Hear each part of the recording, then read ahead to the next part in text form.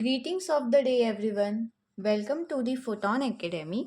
आज के इस वीडियो लेक्चर में हम कंप्लीट करेंगे क्लास 9th के साइंस का 5th chapter, that is the fundamental unit of life. तो as the chapter name suggest कि हम इस चैप्टर में पढ़ने वाले हैं फंडामेंटल यूनिट के बारे में, विच कंसिस्ट आवर लाइफ। तो वो फंडामेंटल यूनिट क्या है जिससे हमारी लाइफ बनी है, यानी कि जिससे हम बने हैं। तो वो फंडामेंटल यूनिट का नाम है सेल। तो सेल क्या होता है कि वो एक सबसे छोटा और बेसिक यूनिट होता है जो रिस्पॉन्सिबल होता है हमारे अंदर जो सारी की सारी प्रोसेसेस चल रही है उसके लिए। तो आप ऐसा कह सकते हो कि आप किससे बने हो? सेल से।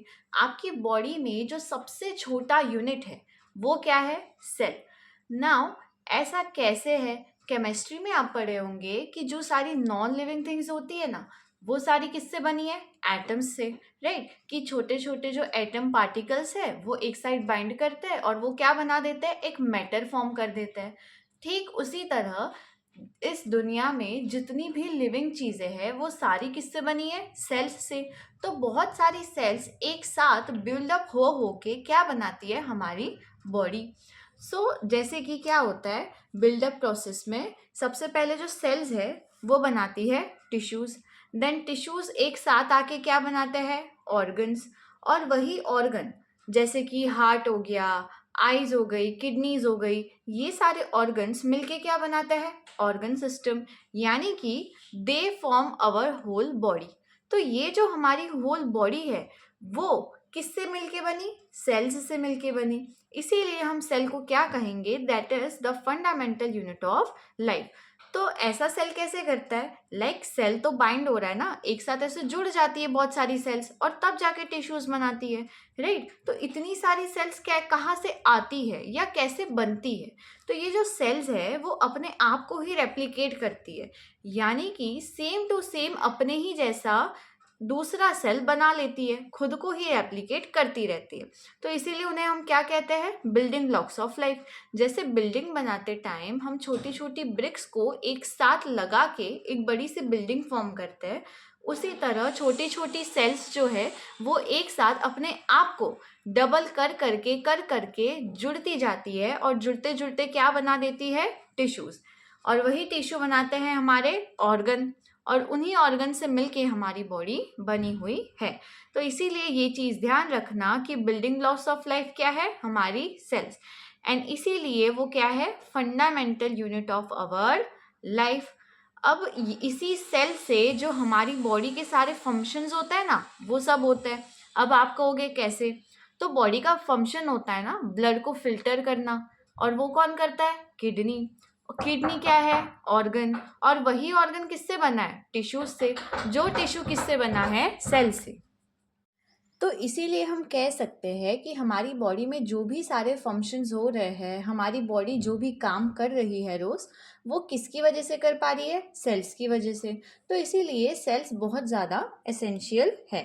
सो this was the introduction of cell कि एक्चुअल में सेल होता क्या है। नाउ मूविंग फॉरवर्ड, हम पढ़ेंगे डिस्कवरीज के बारे में जो कि सेल से रिलेटेड है। अब सेल को सबसे पहले किसने देखा होगा? तो सेल को सबसे पहले देखा था रॉबर्ट हुक ने 1665 में। तो जब रॉबर्ट हुक ने प्लांट की डेड सेल देखा, यानी कि प्लांट का जो ट्रंक होता है वो जैसे जैसे मेच्योर होता जाता है ना, उसके अंदर की सेल्स क्या होने लग जाती है? मरने लग जाती है। यानी कि वो सेल्स कैसी होती है? डेड सेल होती है। तो उन्होंने देखा कि उस डेड सेल के अंदर कुछ हनीकॉम्ब के जो हेक्सागन होता है ना, वैसे कुछ स्ट्रक्चर्स है। तब उन्हें पता चला कि वो स्ट्रक्चर क्या है? सेल। और उसी तरह दूसरा नाम आता है एंटोनी वैन लीeuwenhoek का। इन्होंने 1674 में एक लिविंग सेल को पहली बार डिस्कवर किया। यानी कि रॉबर्ट हुक ने जो सेल देखा वो उन्होंने डेड सेल के अंदर देखा। सॉरी, यानी कि रॉबर्ट हुक ने जो सेल देखा वो डेड सेल था, कॉर्क का। और एंटोनी वैन लीeuwenhoek ने जो सेल देखा वो लिविंग सेल था, किसका? प्रोटोजोआ और बैक्टीरिया का। तो इस बात का ध्यान रखिएगा कि जब क्वेश्चन पूछा जाए कि लिविंग सेल किसने पहले ढूंढा, तो वो एंटोनी वैन लीeuwenhoek। और नॉन लिविंग जो सेल है वो सबसे पहले किसने ढूंढा? तो रॉबर्ट हुक। अब वैसे ही यहाँ पे नाम दिया गया है रॉबर्ट ब्राउन का, जिन्होंने डिस्कवर किया था सेल का न्यूक्लियस। तो सेल का न्यूक्लियस यानी आप ऐसा कह सकते हो कि सेल का ब्रेन है। न्यूक्लियस के बारे में हम चैप्टर में आगे डिटेल में देखेंगे। देन पर्किन जी को याद रखना है कि उन्होंने किसकी डिस्कवरी की थी? प्रोटोप्लाज्म की। अब प्रोटोप्लाज्म भी क्या है ये हमें आगे अच्छे से पता चलेगा। अब ये जो स्लेस्टेरिन और सेचवान है, इन्होंने जो सेल थ्योरी दी थी उसके बारे में हम थोड़ा डिटेल में पढ़ेंगे। Now here comes the important topic, जो कि है द सेल थ्योरी। अब ये जो सेल थ्योरी है वो 3 लोगों ने मिलके दी थी, राइट? और इस सेल थ्योरी में 3 पॉइंट्स होंगे जो हमें याद रखने हैं। तो सबसे पहले तो हम देखते हैं कि डिस्कवरीज किसने की थी। तो यहाँ पे नाम आता है स्क्लेडन का। तो स्क्लेडन ने क्या बताया था कि ये जो सारे प्लांट्स है वो सब किससे मिलके बने हैं? सेल से मिलके बने हैं। जैसे कि हम जानते हैं कि जितने भी लिविंग ऑर्गेनिजम्स है, जितनी भी लिविंग चीज़ें हैं, वो सारी किससे बनी है? सेल से बनी है। तो वही स्क्लेडन ने बोला कि सारे प्लांट्स जो है वो सेल से मिलके बने हैं। फिर सेचवान, इन्होंने ये बोला कि जो सारे लिविंग ऑर्गेनिजम्स है वो सब किससे मिलके बने हैं? वो सारे भी सेल से मिलके बने हैं। तो ये बात तो हम जानते ही है, राइट, कि लिविंग थिंग्स किससे मिलके बनी है? सेल्स से मिलके बनी है। तो इन दोनों ने अलग अलग ओपिनियन दिया। अब इन दोनों से इंस्पायर होके वर्काउ ने क्या कहा कि ये जो सारी सेल्स है वो पुरानी सेल से ही बनती है। जैसे कि मैंने आपको बताया था कि ऑर्गन्स कैसे बनेंगे? सेल फंडामेंटल यूनिट होता है, राइट? तो सेल एक साथ कलेक्ट होगा कैसे? डिवाइड होते होते एक सेल अपने आप जैसी अलग अलग सेल में रेप्लिकेट हो जाएगा और उसके बाद टिश्यूज बनाएगा। तो वर्काउ ने वही कहा कि हर सेल के पास अपनी कैपेबिलिटी होती है डिवाइड होने की।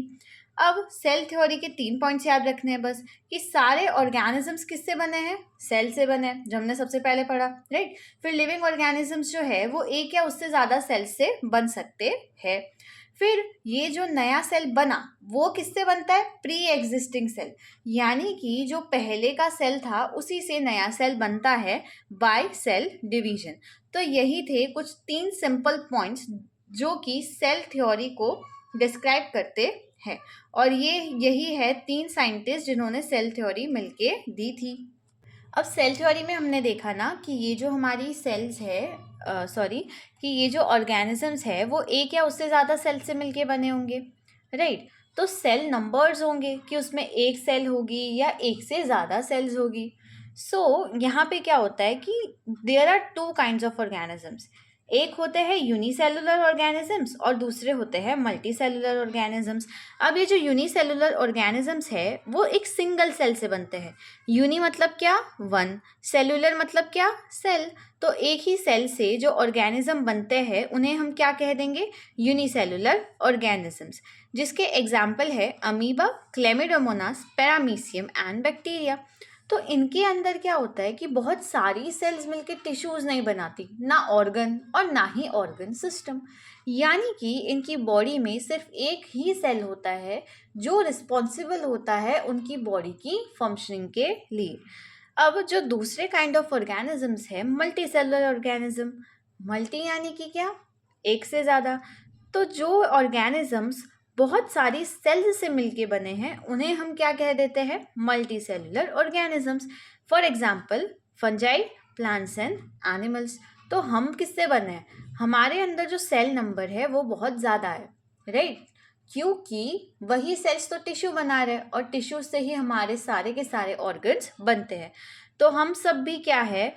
हम सब है multi cellular organisms. Now you have seen कि तुम्हारी बॉडी के सारे ऑर्गन्स, जो सारे बॉडी पार्ट्स हैं, वो अलग अलग काम करते हैं। ईयर्स का काम क्या है? साउंड को लेना अंदर, सुन पाते हो तुम ईयर्स की वजह से। फिर आँखों से तुम देख पाते हो, हाथों से तुम काम कर पाते हो। तो सारे ऑर्गन्स अपना अपना काम करते हैं।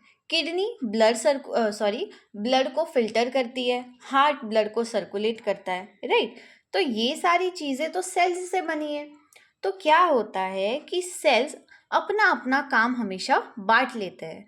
तो जिन सेल्स का अपना एक काम होता है, मान लो कि बहुत सारी सेल्स है, अभी एक सेल का काम है कि तुमको जाके किडनी बनानी है, राइट। तो जो एक ही तरह की सेल्स होगी जिनका काम होगा किडनी को फॉर्म करना, किडनी के फंक्शंस को परफॉर्म करना, वो सारी सेल्स एक साथ आके वही टिश्यू बनाएगी और वही ऑर्गन बनाएगी, that is kidney, for the filtration of our body, right. तो इसीलिए हम कह सकते हैं कि हर सेल्स के बीच में ना डिवीजन ऑफ लेबर होता है, कि वो अपना अपना काम बांट लेते हैं। और इसी हिसाब से ना सेल की साइजेस भी होती है, छोटी बड़ी टेढ़ी मेढ़ी, अपने काम के हिसाब से सेल्स जो है वो होती है।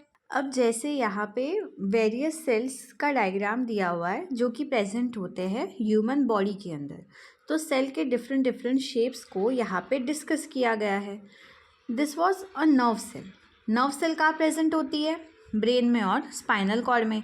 तो इसका शेप कैसा है? ब्रांच्ड है, इलोंगेटेड है, क्योंकि इसको मैसेजेस पहुंचाने हैं ना ब्रेन से बॉडी पार्ट्स तक, तो इसीलिए उसके काम के हिसाब से नर्व सेल जो है उसका शेप डिफरेंट है। वैसे ही कुछ सेल्स कैसे होती है? स्पेरिकल होती है, सर्कुलर होती है, जैसे कि blood cells, fat cell, then हमारी ओवम जो कि फर्टिलाइजेशन के दौरान आप पढ़ेंगे, that was the female egg called ovum, female gamete होता है। और उसी के साथ कुछ स्पिंडल शेप की भी सेल होती है, जैसे कि स्मूथ मसल, जो मसल है उसके अंदर कौन सी होती है? स्पिंडल शेप की सेल्स होती है। वैसे ही है हमारी ये बोन सेल, एंड ये छोटा सा डायग्राम गिवन है that is of sperm. Sperm में क्या होता है? आगे का एक हेड और पीछे की साइड टेल। अब ऑब्वियसली स्पर्म को एक जगह से दूसरी जगह तक ट्रैवल करना है फर्टिलाइजेशन के लिए, इसीलिए उसका शेप कुछ इस तरह से डिज़ाइन किया गया है कि वो मोटाइल हो सके। सो ऐसे ही हम देख रहे हैं कि सेल्स के कैसे डिफरेंट डिफरेंट शेप्स और साइजेस हो सकते हैं। नाउ लेट्स सी कि वर्ल्ड में सबसे छोटी सेल कौन सी होती है और सबसे बड़ी सेल कौन सी होती है। So that was a comparison of cell size. तो आपको ये एग्जाम्पल याद रखना है, इट्स इम्पॉर्टेंट, दैट इज़ कि जो माइकोप्लाज्मा है दैट वाज अ बैक्टीरिया, ये सबसे छोटा सेल होता है। इसकी जो साइज़ है वो 0.2 माइक्रोमीटर्स में होती है, जबकि वर्ल्ड का सबसे लार्जेस्ट सेल होता है ऑस्ट्रिच का एग, जिसकी साइज़ होती है 10 सेंटीमीटर तक। तो you can compare this both, कि देखो यहाँ पे ये माइक्रोमीटर्स में है और ये सेंटीमीटर में है, कितना ज़्यादा डिफरेंस है, राइट। तो ये कंपैरिजन है, तो बस इतना याद रखना है कि जो माइकोप्लाज्मा है दैट वाज अ बैक्टीरिया, वो सबसे छोटी सेल है, और ऑस्ट्रिच का जो एग है वो सबसे बड़ी सेल है। तो अब तक तो हमने कुछ बेसिक इन्फॉर्मेशन देख ली सेल के बारे में। अब हम देखेंगे कि सेल किससे मिलके बना होता है। सेल के अंदर ऐसी क्या क्या चीज़ें हैं जो सेल को फंक्शन करने में हेल्प करती है। तो सबसे पहले एक सर्कल है, right, this is a cell in a circular form.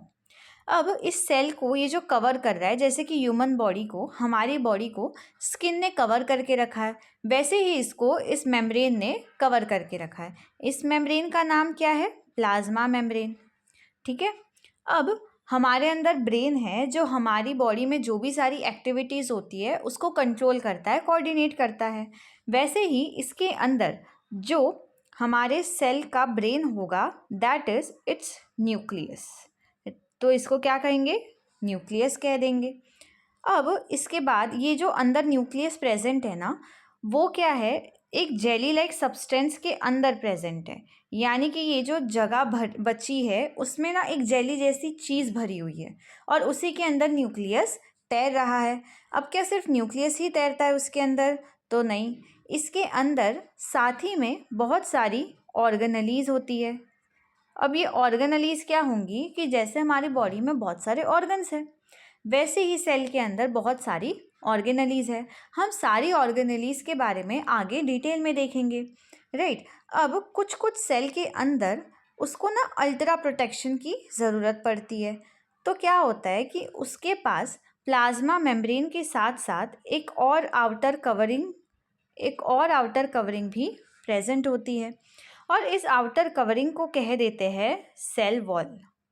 Okay, तो ये जो सेल वॉल है ये सिर्फ प्लांट के अंदर प्रेजेंट होता है, एनिमल सेल में सेल वॉल नहीं होता है। तो जो डबल प्रोटेक्शन मिल रही है वो किसको मिल रही है? सिर्फ प्लांट्स को। अब इसके पीछे भी कोई रीज़न होगा, राइट? तो ये हम आगे देखेंगे कि क्या रीज़न होता है। तो अब आपको थोड़ा एक रफ आइडिया आ गया होगा कि सेल एक्चुअल में बनता कैसे है, राइट? चलो तो अब एक एक करके हम सेल के अंदर की सारी चीज़ों को पढ़ते हैं डिटेल में। So we are first starting with the plasma membrane और सेल मेम्ब्रेन। तो जैसे हमारी बॉडी को हमारी स्किन प्रोटेक्ट करती है, वैसे ही सेल को कौन प्रोटेक्ट करती है? उसकी outer covering, that is plasma membrane, जो उसे बाहर के एनवायरनमेंट में जो हार्मफुल बैक्टीरियाज है उसको नहीं आने देती। तो ऐसे ही जो प्लाज्मा मेम्ब्रेन होती है ना, वो एक सिलेक्टिवली परमिएबल मेम्ब्रेन होती है, यानी कि वो कुछ सिलेक्टिव चीज़ों को ही सिर्फ अंदर परमिट करेगी, मतलब सिर्फ कुछ सिलेक्टिव चीज़ों को ही अंदर आने देगी। अब क्या होता है कि सेल है, सेल की मेम्ब्रेन, राइट? अब सेल के अंदर जिन चीज़ों की ज़रूरत है या जो जाने से सेल को कुछ हार्म नहीं होगा, वो उन्हें एंट्री देती है, और उन्हें अगर बाहर निकलना होगा तो बाहर एग्जिट भी करवा देगी। लेकिन अगर कुछ मटेरियल्स का आना सेल के लिए हार्मफुल होगा तो वो उन मटेरियल्स को सेल के अंदर एंटर नहीं होने देगी। तो इसीलिए प्लाज्मा मेम्ब्रेन को सिलेक्टिवली परमिएबल मेम्ब्रेन भी कहा जाता है। Allows diffusion of substances like carbon dioxide and oxygen. तो जैसे कि हम ब्रीथ करते हैं, हमारी बॉडी में रेस्पिरेशन चलती है, वैसे ही क्या होता है कि बॉडी के अंदर जो सेल है वही रेस्पिरेशन करवाते हैं। दैट मीन्स कि वो सेल ही रेस्पिरेशन कर रहे हैं और इसीलिए हमारी पूरी बॉडी रेस्पिरेशन कर रही है। तो there is a term that is known as cellular respiration, जो आप आगे की क्लासेस में पढ़ेंगे। तो इसी से आपको ये याद रखना है कि जैसे हम CO2 को जैसे हम ऑक्सीजन को अपने अंदर इनहेल करते हैं और CO2 को बाहर एक्सेल कर देते हैं, वैसे ही क्या होता है कि सेल के अंदर भी होगा कि कार्बन डाइऑक्साइड और ऑक्सीजन जैसी गैस का अंदर बाहर डिफ्यूजन होता रहेगा। जिसकी जब ज़रूरत होगी तब वो अंदर आएगा और जब उसकी ज़रूरत नहीं होगी तब वो गैस बाहर डिफ्यूज़ आउट हो जाएगी। ऑल्सो ये क्या करती है कि सब्सटेंसेस को बाहर और अंदर लेने के मूवमेंट को रेगुलेट करती है। अब सेल मेम्ब्रेन बनी किससे होती है? तो सेल मेम्ब्रेन बनी होती है कुछ लिपिड्स और कुछ प्रोटीन्स से। अब ये जो मटेरियल्स का ट्रांसपोर्ट हो रहा है अक्रॉस द प्लाज्मा मेम्ब्रेन, वो होता कैसे है? तो ये ट्रांसपोर्ट बेसिकली होता है दो टाइप्स का, that is active transport and passive transport. तो चलो एक बार है ना रफली इसको समझ लेते हैं, फिर हम टेक्सचुअली भी इसका मीनिंग समझते हैं। तो देखो बेसिकली ये ट्रांसपोर्ट क्या होता है कि यहाँ पे ना एक वॉल है, ठीक है? अब यहाँ पे प्रेजेंट है कुछ ऑक्सीजन के मॉलिक्यूल्स, बहुत सारे। तो यहाँ पे क्या हो गया, इस साइड ऑक्सीजन का हायर कंसंट्रेशन हो गया, और उसी तरफ दूसरी साइड अगर हम देखें तो दूसरी साइड बहुत ही कम कंसंट्रेशन है ऑक्सीजन के मॉलिक्यूल्स का। मतलब इस साइड जो ऑक्सीजन है वो बहुत ही कम अमाउंट में प्रेजेंट है। तो क्या होगा अब कि ये जो ऑक्सीजन ज़्यादा अमाउंट में प्रेजेंट है वो दूसरी साइड जाने की कोशिश करेगा, जिस साइड वो ज़्यादा है वहाँ से कम की तरफ जाने की कोशिश करेगा। तो इस ट्रांसपोर्ट को हम कहेंगे पैसिव ट्रांसपोर्ट, जो कि हायर कंसंट्रेशन से लोअर कंसंट्रेशन की तरफ हो रहा है। उसी तरफ जब मॉलिक्यूल्स लोअर कंसंट्रेशन से हायर कंसंट्रेशन में जाएंगे तब हम उसे कह देंगे एक्टिव ट्रांसपोर्ट, राइट? तो यही सिंपली होता है पैसिव ट्रांसपोर्ट और एक्टिव ट्रांसपोर्ट। तो ऐसे ही होगा पैसिव ट्रांसपोर्ट, जिसमें सब्सटेंसेस मूव करेंगे from higher to lower concentration. अब इसमें क्या होगा कि क्योंकि हायर टू लोअर कंसंट्रेशन तो क्या है कि नॉर्मली ऐसा होता है, राइट? कि अगर आप एक मेम्ब्रेन लो या फिर कोई भी वॉल लो, तो गैसेस क्या करती है कि जो गैस ज़्यादा अमाउंट में प्रेजेंट होगी वो फोर्स लगाएगी उस वॉल के ऊपर, और जहाँ पे वो कम अमाउंट में प्रेजेंट होगी वहाँ जाने की कोशिश करेगी। तो ये एक नेचुरल फेनोमेना है, राइट? अगर आप जनरली भी सोचो तो जो चीज़ ज़्यादा है वो हमेशा कम की तरफ जाना चाहेगी, राइट? तो इसीलिए क्योंकि ये प्रोसेस नेचुरली ऐसे ही होगा तो इसमें एनर्जी की ज़रूरत नहीं पड़ेगी, और ऑल्सो इसमें जो मूवमेंट होता है सब्सटेंसेस का वो थोड़ा स्लो होगा, ऑल्सो इसमें क्या होगा पैसिव ट्रांसपोर्ट में कि जो छोटे छोटे वाटर मॉलिक्यूल्स है या फिर किसी सब्सटेंस के छोटे छोटे मॉलिक्यूल्स है वो सारे पैसिव ट्रांसपोर्ट से ट्रांसपोर्ट हो जाएंगे। अब उसी तरह एक्टिव ट्रांसपोर्ट में क्या हुआ, that substances move from lower to higher concentration. तो क्योंकि ऐसा नॉर्मली नहीं होता है कि जो चीज़ कम प्रेजेंट है वो ज़्यादा की तरफ जाए, तो इसीलिए क्या होता है कि इसमें हमें एनर्जी के मॉलिक्यूल्स लगते हैं। और आप सब जानते ही है कि एनर्जी किस पैकेट्स में स्टोर होती है, एटीपी मॉलिक्यूल्स के फॉर्म में एनर्जी स्टोर होती है। इसलिए जब भी एक्टिव ट्रांसपोर्ट हो रहा होगा तब उस टाइम पे एनर्जी के मॉलिक्यूल्स की ज़रूरत पड़ेगी, क्योंकि ये प्रोसेस नेचुरली नहीं हो पाएगी। इसमें हमें धक्का मार के एनर्जी लगा के काम करना पड़ेगा, तभी ही जो चीज़ें कम प्रेजेंट है वो ज़्यादा की तरफ बढ़ेगी। अब इसमें क्या होता है कि ये मूवमेंट पैसिव ट्रांसपोर्ट के कंपैरिजन में बहुत ही रैपिडली, बहुत ही जल्दी होता है। ऑल्सो इस मूवमेंट में क्या होता है कि जो लार्ज मॉलिक्यूल्स है ना वो सारे ट्रांसपोर्ट होते रहते हैं। तो this was all about the active and passive transport. अब ऐसे ही देखो क्या होता है कि एक टर्म आएगी दैट इज ऑस्मोसिस। तो ऑस्मोसिस क्या है कि ऑस्मोसिस ना पैसिव ट्रांसपोर्ट की तरह ही है, जिसमें हायर कंसंट्रेशन से चीज़ें लोअर कंसंट्रेशन की तरफ जाएगी।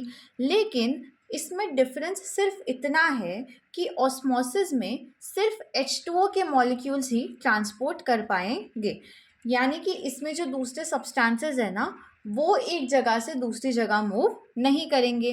तो ऑस्मोसिस में क्या हो रहा है कि वाटर के मॉलिक्यूल्स एक सेमी परमिएबल मेम्ब्रेन के थ्रू, यानी कि जो सिर्फ कुछ ही मटेरियल्स को अपने अंदर ट्रांसपोर्ट होने दे, इधर से उधर होने दे, ऐसी मेम्ब्रेन के थ्रू हायर कंसंट्रेशन से लोअर कंसंट्रेशन की तरफ जाएंगे। So this was known as osmosis.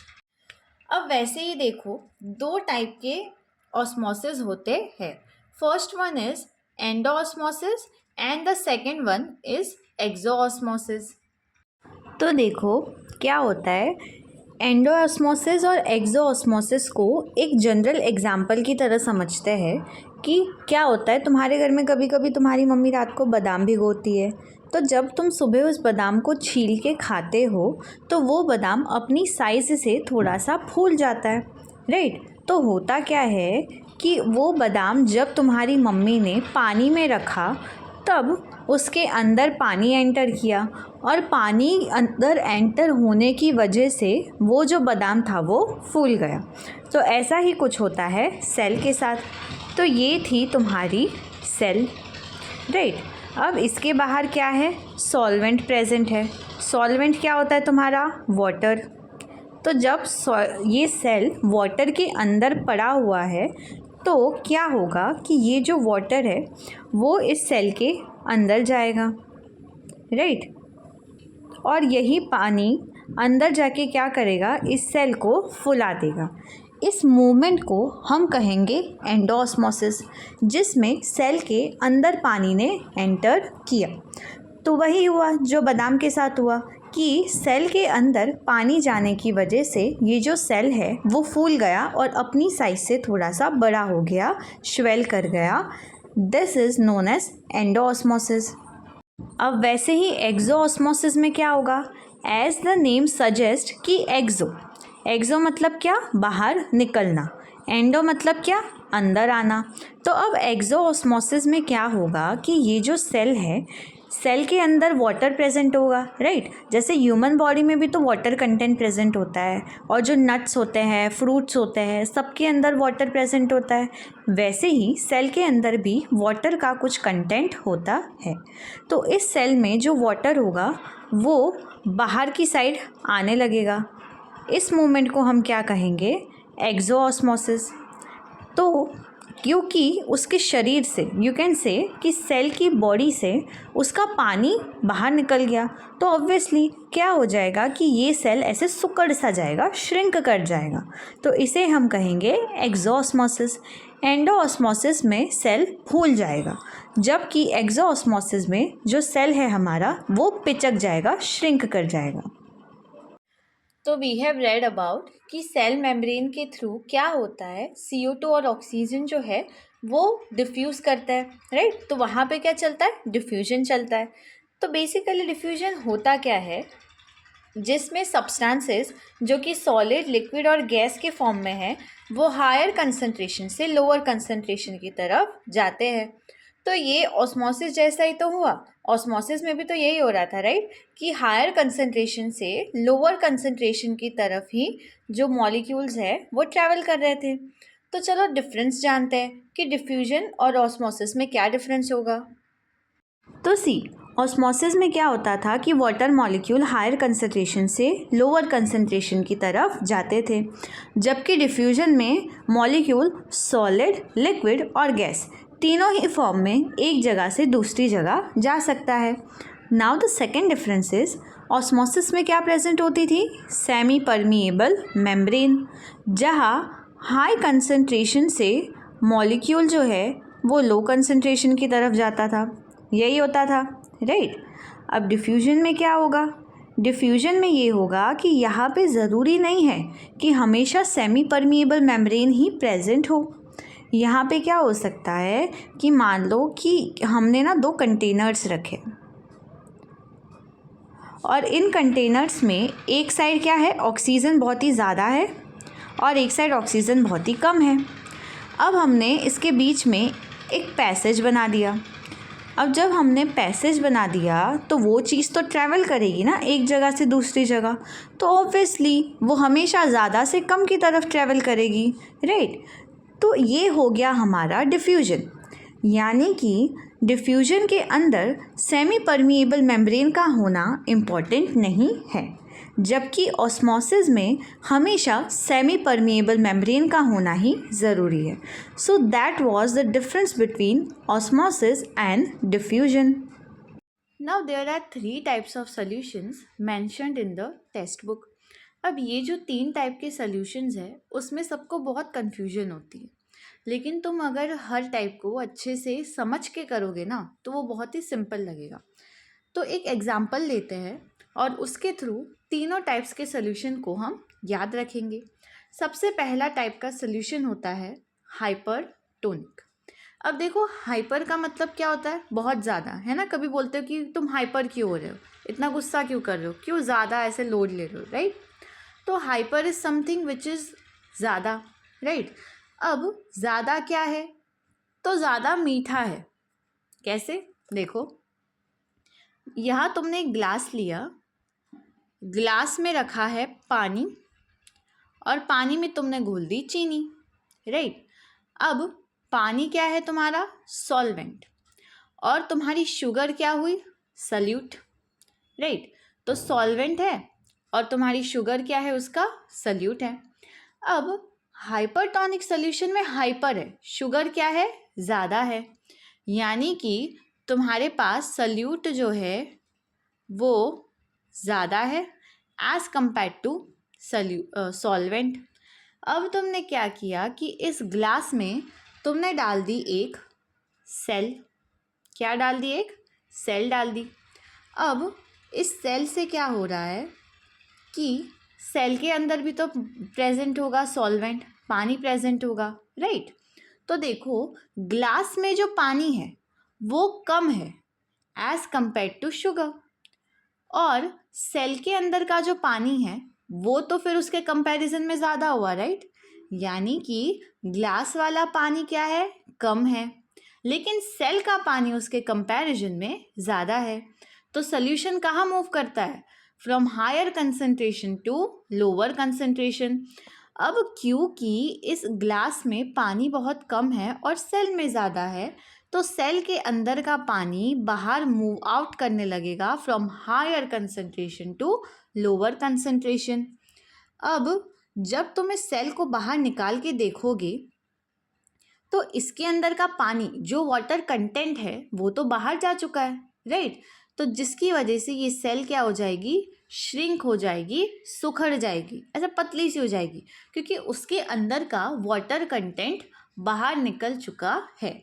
तो this is how a hypertonic solution is. अब ऐसे ही दूसरे टाइप का सोल्यूशन देखते हैं, दैट इज हाइपोटोनिक सोल्यूशन। तो हाइपो मतलब क्या, कम होगा, as compare to hyper. Hypertonic में क्या ज़्यादा था, शुगर, सोल्यूट ज़्यादा था। और हाइपोटोनिक में क्या होगा, वही सोल्यूट कम होगा। यानी कि तुमने जिस ग्लास में पानी रखा था वो यहाँ क्या है, ज़्यादा अमाउंट में प्रेजेंट होगा। अब जब तुम इसके अंदर एक सेल को डाल दोगे तो क्योंकि बाहर पानी ज़्यादा है और सेल के अंदर उसके कंपैरिजन में पानी कम है, तो क्या होगा कि हायर कंसंट्रेशन से लोअर कंसंट्रेशन में जाएगा। यानी कि जो ग्लास का पानी है वो सेल के अंदर घुस जाएगा। अब जब ये सेल के अंदर घुसेगा तो हमने देखा कि जब तुम इस सेल को बाहर निकालोगे तो सेल अपनी साइज से बड़ा दिखेगा, फूल जाएगा। तो ये होता है हाइपोटोनिक सॉल्यूशन, जिसमें तुम्हारा सेल जो होगा वो मोटा हो जाएगा, स्वेल हो जाएगा, क्योंकि बाहर पानी ज़्यादा था और सेल के अंदर पानी कम था। अब वही पानी सेल के अंदर चला गया और सेल जो है वो फूल गई। अब तुम उसको और एक तरीके से याद रख सकते हो कि हाइपो में क्या आता है, ओ आता है, राइट। तो ओ से क्या याद रखना कि बड़ा हो गया, ऐसे सर्कल बड़ा हो गया, तो मतलब जो सेल थी वो फूल गई। Now the third type is isotonic solution. Isotonic solution में जो तुम्हारे ग्लास का पानी है वो और जो तुमने शुगर घोली है, जो सल्यूट घोला है, वो दोनों ही इक्वल अमाउंट में प्रेजेंट होंगे। आइसोटोनिक सोल्यूशन में कोई भी मूवमेंट नहीं होगा, क्योंकि यहाँ पे तो कोई हायर कंसंट्रेशन और लोअर कंसंट्रेशन है ही नहीं। यहाँ पे तो दोनों ही चीज़ें इक्वल अमाउंट में प्रेजेंट है, सॉल्यूट भी इक्वल है और सॉल्वेंट भी इक्वल है, यानी कि इसमें कोई भी मूवमेंट नहीं होगा। तो यह होगा कि हाइपर मतलब क्या, ज़्यादा, ज़्यादा सल्यूट होगा बाहर, जबकि हाइपोटोनिक में ज़्यादा सल्यूट होगा अंदर, क्योंकि बाहर क्या है, कम है। और आइसोटोनिक में क्या होता है कि सल्यूट जो है वो इक्वल अमाउंट में प्रेजेंट होता है। अब हाइपरटोनिक में क्या होता था, पानी जो है वो सेल के अंदर ज़्यादा होता है, जबकि हाइपोटोनिक में पानी सेल के बाहर ज़्यादा होता है। और आइसो में पानी दोनों में ही इक्वली प्रेजेंट होगा, सेल में भी और बाहर के मीडियम में भी। अब हाइपर में क्या होता था, सेल श्रिंक हो जाता था, सिकुड़ जाता था। और जैसे कि हाइपो में ओ आता है तो इसमें क्या होगा कि जो सेल है वो स्वेल कर जाएगा, मोटा हो जाएगा। और क्योंकि आइसोटोनिक में कुछ इधर से उधर मूव ही नहीं कर रहा है, तो ये जो सेल है वो नॉर्मल ही रहेगा, जैसी उसकी साइज है उतना ही वो सेल होगा। अब देखो, अब पढ़ते हैं हम सेल वॉल के बारे में। तो सेल मेम्ब्रेन था, राइट, सेल की थी स्किन जो उसको प्रोटेक्ट करती थी। अब हमने देखा था कि कुछ के अंदर एक सेल वॉल भी प्रेजेंट होती है सेल मेम्ब्रेन के बाहर, और वो सेल वॉल किस में प्रेजेंट होगी, सिर्फ प्लांट में, एनिमल्स में नहीं। तो सेल मेम्ब्रेन के ऊपर क्या आ गई, एक प्रोटेक्टिव लेयर, सेल वॉल। ये प्लांट्स के साथ साथ बैक्टीरिया और फंजाई में भी प्रेजेंट होगी। अब देखो ये बनी किससे होती है, हमने देखा कि सेल मेम्ब्रेन तो कुछ लिपिड्स और प्रोटीन से मिलके बनी है। तो सेल वॉल जो है वो अपने नाम की ही तरह, सेल से याद रखना, सेल्यूलोज से बनी है। सेल वॉल किससे बनी है, सेल्यूलोज से। अब ये सेल्यूलोज प्रेजेंट होता है प्लांट्स में, प्लांट की जो सेल वॉल है वो सेल्यूलोज से बनेगी। वैसे ही बैक्टीरिया की जो सेल वॉल है वो पेप्टिडोग्लाइकेन से बनेगी, और वही फंजाई की काइटिन से बनेगी। Now there is a term called plasmolysis. Plasmolysis में क्या होता है कि समझो, पहले हमने देखा कि जब सेल के अंदर से वाटर बाहर की साइड मूव करेगा तो सेल श्रिंक कर जाएगा, सिकुड़ जाएगा और उसका वेट जो है वो कम हो जाएगा, पिचक जाएगा, राइट। तो ऐसा ही होता है कि जब प्लांट की सेल अपना वाटर लॉस करने लगती है ऑस्मोसिस के दौरान, तो उसकी वजह से क्या होता है कि वो श्रिंक करने लग जाती है, सिकुड़ने लग जाती है।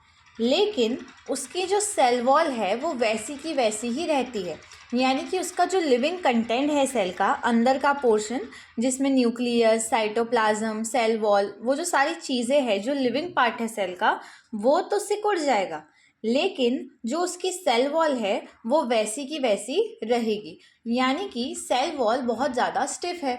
उसे फ़र्क नहीं पड़ता कि पानी का लॉस हुआ है या नहीं, सेल वॉल हमेशा सेल को प्रोटेक्ट करेगी। So this is known as plasmolysis. तो प्लाज्मोलाइसिस में कहीं ना कहीं हमने कौन सा सोल्यूशन यूज़ किया था? Hypertonic solution.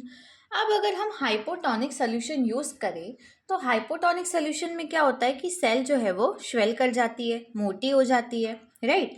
तो अब जो सेल मोटी हो गई, यानी कि प्लांट सेल के अंदर का जो लिविंग पोर्शन था, उसकी ऑर्गेनेलीज, न्यूक्लियस, साइटोप्लाज्म, ये जो सारी चीज़ें थी वो क्या करने लग गई? फूलने लग गई, जिसकी वजह से वो एक प्रेशर बिल्ड करने लगी सेल वॉल की तरफ, कि सेल वॉल को एक प्रेशर दे रही है।